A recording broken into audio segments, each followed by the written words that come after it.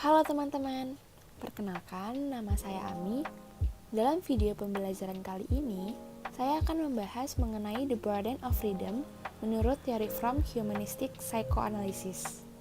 Dengan menonton video pembelajaran ini, teman-teman diharapkan mampu untuk menjelaskan konsep The Burden of Freedom dan mekanisme pelarian.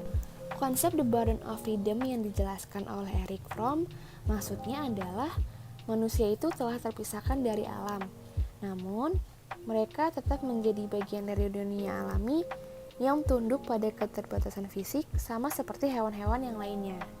Selama abad pertengahan, para individu memiliki kebebasan pribadi yang relatif sedikit. Mereka berlabuh ke peran yang ditentukan dalam masyarakat. Peran yang memberikan mereka keamanan, ketergantungan, dan kepastian. Kemudian, ketika mereka memperoleh lebih banyak kebebasan untuk bergerak baik secara sosial maupun geografis, mereka menemukan bahwa mereka bebas dari keamanan posisi tetap di dunia. Intinya, peranan ini memberikan mereka rasa aman. Jadi, mereka tidak lagi terikat pada satu wilayah geografis, satu tatanan sosial, atau satu pekerjaan. Mereka dipisahkan dari akarnya dan diisolasi dari satu sama lain. Ketika anak-anak menjadi lebih mandiri dari perlindungan ibu mereka memperoleh lebih banyak kebebasan untuk mengekspresikan kepribadian mereka sendiri, untuk bergerak tanpa pengawasan, untuk memilih teman, pakaian, dan sebagainya. Pada saat yang sama, mereka mengalami beban kebebasan. Muncul rasa tidak aman karena mereka bebas dari perlindungan ibu. Pada tingkat sosial dan individu, beban kebebasan ini menghasilkan basic anxiety, muncul perasaan sendirian di dunia.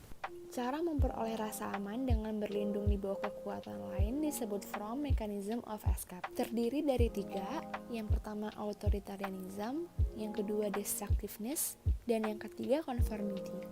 From mendefinisikan authoritarianism adalah kecenderungan untuk melepaskan independensi diri individu seseorang dan untuk menyatukan diri seseorang dengan sesuatu di luar dirinya sendiri untuk memperoleh kekuatan yang kurang dimiliki individu tersebut. Kebutuhan untuk bersatu dengan pasangan yang kuat dapat mengambil satu dari 2 bentuk, masokisme atau sadisme. Masokisme dihasilkan dari perasaan dasar ketidakberdayaan, kelemahan, dan inferioritas dan bertujuan menyatukan diri dengan orang atau lembaga yang lebih kuat. Masokisme seringkali disamarkan sebagai cinta atau kesetiaan, tetapi tidak seperti cinta dan kesetiaan, mereka tidak pernah dapat berkontribusi secara positif terhadap kemandirian dan keaslian. Seperti halnya masokisme, sadisme ditujukan untuk mengurangi kecemasan dasar melalui pencapaian persatuan dengan orang lain. Sadisme lebih neurotik dan lebih berbahaya secara sosial. Fromm mengidentifikasi 3 jenis tendensi sadis. Yang pertama, kebutuhan untuk membuat orang lain bergantung pada diri sendiri dan untuk mendapatkan kekuasaan atas mereka yang lemah. Yang kedua, paksaan untuk mengeksploitasi orang lain, dan yang ketiga, keinginan untuk melihat orang lain menderita. Mechanism of escape yang kedua yaitu destructiveness.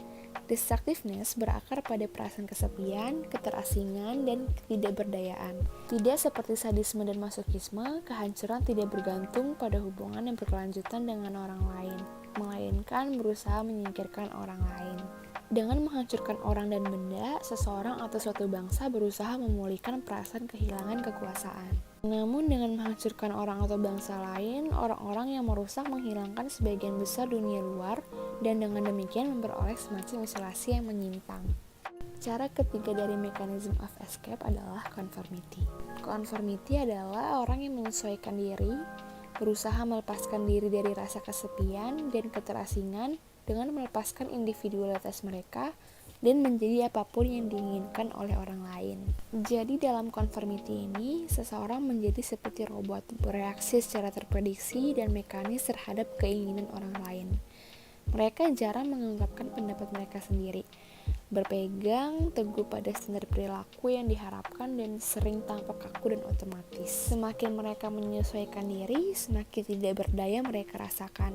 Semakin tidak berdaya mereka rasakan, semakin mereka harus menyesuaikan diri. Seorang individu dapat memutus siklus kesesuaian dan ketidakberdayaan ini hanya dengan mencapai self-realization atau positive freedom. Positive freedom adalah seseorang dapat bebas dan tidak sendirian, kritis tetapi tidak dipenuhi dengan keraguan, independen, dan belum menjadi bagian integral dari umat manusia. Terdapat dua komponen positive freedom, love dan work. Melalui cinta dan kerja aktif, manusia bersatu dengan satu sama lain dan dengan dunia tanpa mengorbankan integritas mereka. Mereka menegaskan keunikan sebagai individu dan mencapai realisasi penuh dari potensi mereka. Nah, setelah teman-teman sudah mendengarkan penjelasan sebelumnya, teman-teman diminta untuk menjawab assignment yang tertera di layar.